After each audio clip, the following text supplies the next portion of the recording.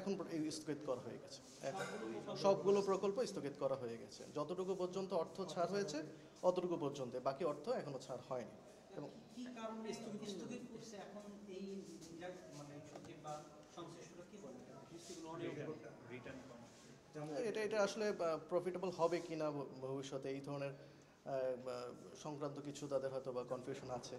এবং জামুকা থেকে একটা তদন্ত প্রতিবেদনও করা হয়েছে, সুপারিশ করা হয়েছে, যেখানে সমাজের গণ্যমান্য ব্যক্তিরা ছিলেন, ওই সুপারিশ দিয়েছেন যে এই প্রকল্পগুলো আপাতত স্থগিত করা প্রয়োজন, রাষ্ট্রের স্বার্থে হয়তো বা প্রয়োজন। কি কারণ হিসাবে উল্লেখ করছে?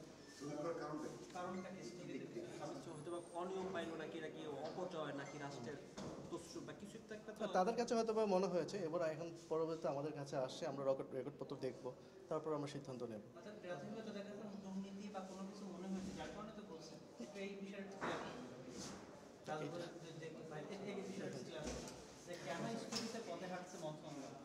আচ্ছা, গবেষণাপত্রে তাদের যে তদন্ত রিপোর্ট, সেই তদন্ত রিপোর্টের রেফারেন্স এটা বলা যায় যে গবেষণাপত্র অনেকটা মনে হয়েছে তাদের কাছে মানসম্মত হয়নি। তারপরে কিছু ক্ষেত্রে প্লেজিয়ারিজমের একটা সংশ্লিষ্টতা বা প্রভাব থাকতে পারে, এটাও তারা ধারণা করেছেন। সেই প্রেক্ষিতে তারা একটা সিদ্ধান্ত নিয়েছেন যে এগুলো আপাতত স্থগিত থাকবে, বাতিল করা হবে। কারণ গবেষণাপত্র সবসময় চাইবেন যে একটু ইউনিক হবে, কোয়ালিটিফুল হবে, এই ব্যাপারটা নিশ্চিত করার চেষ্টা করেছেন যে এতগুলো টাকা না, এটা একটা নির্দিষ্ট প্রকল্পের 13টা গবেষণাপত্র ছিল সেটা। আর অন্যান্য প্রকল্পের একটা কথা, আমি প্রকল্পের ব্যাপারটা তো বললাম যে বাকি 4টা প্রকল্প ছিল। সচিব মহোদয়ের বক্তব্য কি এরকম স্পষ্ট যে তাদের কাছে মনে হচ্ছে অনিয়ম দুর্নীতি হয়েছে বা কোনো সচিব মহোদয় স্যার যেটা বললেন, এটা অনেক প্রকল্পের ক্ষেত্রে, কিছু প্রকল্পের যেমন বীরের কণ্ঠে বীর গাথা বললাম, স্যার বললেন এটা তো 5 কোটি টাকা ছাড় হয়েছে, যতটুকু কাজ হয়েছে সে পর্যন্ত ছাড় হয়েছে, এরপর তো এটার কার্যক্রম আপাতত স্থবির আছে। আর বাকি যেই প্রকল্পগুলো আছে সেগুলো চিন্তা করেছে, একটা প্রকল্প নিলে সেটা তো একটা রিটার্ন আসবে, সেটাও তো চিন্তা করতে হয়। এটা ফাইন্যান্সিয়াল হতে পারে, ইকোনমিক হতে পারে, সেই রিটার্নটা অ্যানালাইসিস করতে হয়। এখন এই রিটার্নটা যদি প্রফিটেবল বলতে আবার ইম্প্যাক্টফুলও না হয়, সেক্ষেত্রে অনেক সময় সিদ্ধান্ত আসে যে আমরা প্রকল্পটা স্থগিত রাখবো। এই যে বিষয়টা যে আমি আসলে প্রকল্পটা আমার কোন দিক থেকে ইম্প্যাক্টফুল বা প্রফিটেবল, এটা তো আমাকে আরেকটু স্টাডি করতে হবে। এটা আমার ক্ষেত্রে তাদের এখন যেহেতু স্থগিত অবস্থা আছে, নিশ্চয়ই এই বিষয়টা উঠে আসছে যে না এটা ততটা প্রফিটেবল বা ইম্প্যাক্টফুল হবে কিনা। সবশেষ বিষয় হচ্ছে কয়টা প্রকল্পে কত কোটি টাকা কাজ কতটুকু হয়েছে সেটা বিষয় না, কত কোটি টাকা কাজ ছিল প্রকল্পগুলো। এখানে 6টা প্রকল্প দেখলাম, 6টা প্রকল্পে আনুমানিক 200 কোটি টাকার মতো।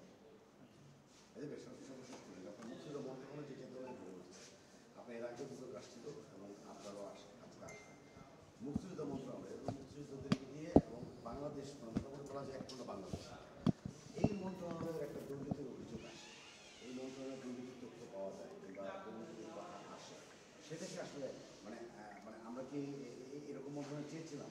মানে সব কিছু মিলে আপনার মনে হয় কি মানে এটাকে সলিউশন দেখতে আসে এই মন্ত্রণালয় যখন দুর্নীতিগ্রস্ত হওয়ার কথা না, এই করে বলেন গবেষণাপত্র বলেন, ডকুমেন্টারি বলেন, দুর্নীতি হওয়ার কথা না, কোন কোন জায়গাতে আসলে সমস্যা? আসলে বাংলাদেশের কোথাও দুর্নীতি থাকুক কেউ চায় না, এটা আমাদের দেশের জনগণও চায় না, আমরাও চাই না। দুর্নীতি যত কম হবে দেশটা সমৃদ্ধির দিকে এগিয়ে যাবে।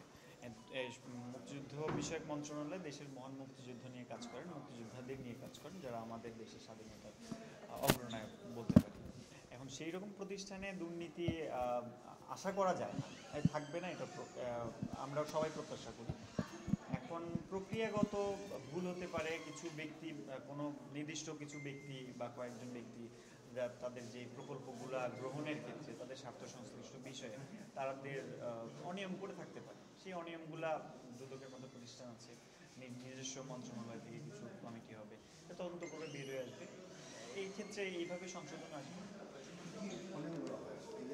আচ্ছা, অনিয়ম প্রকল্পের ক্ষেত্রে তো অনিয়ম সচরাচর হয়ে থাকতে পারে। প্রকল্প গ্রহণের ক্ষেত্রে যথাযথভাবে প্রকল্প গ্রহণ হয়েছে কিনা, ফিজিবিলিটি স্টাডি করা হয়েছে কিনা, প্রকল্পের ক্ষেত্রে আমরা সঠিক টেন্ডার প্রক্রিয়া নিয়েছি কিনা, সিলেকশনটা কীভাবে করেছি, কোন কোন ব্যক্তিকে দিয়েছি, আমার যে পরিমাণ এস্টিমেটেড বাজেট ছিল সেটাকে পুরোটা ইমপ্লিমেন্টেড হয়েছে কিনা, সেই ব্যাপারগুলো তো যাচাই করতে হয়। বা এখানেও অনিয়ম হয়ে থাকতে পারে। আর প্রজেক্টের কাজ আমি নিম্নমানের করলাম, সেক্ষেত্রে হয়। প্রজেক্টে যে পরিমাণ অর্থ বরাদ্দ ছিল সেটা থেকে আমি আরও খরচ বেশি দেখিয়ে বাড়তি অর্থ অনুমোদন নিলাম, আদৌ সেই খরচটা হওয়ার কথা ছিল না বা যুক্তিগত ছিল না। এই ক্ষেত্রে এই ধরনের হতে পারে। প্রজেক্টের নেচারগুলো এরকম, এই অনিয়মের মানে মেন ইস্যুসগুলো, কমন ইস্যুগুলো এগুলো। এই ক্ষেত্রে এর বাইরেও কিছু অনিয়ম হয়ে থাকতে পারে, ব্যক্তি মানুষের ইন্টেনশন থাকতে পারে, অন্যান্য বিষয় থাকতে পারে।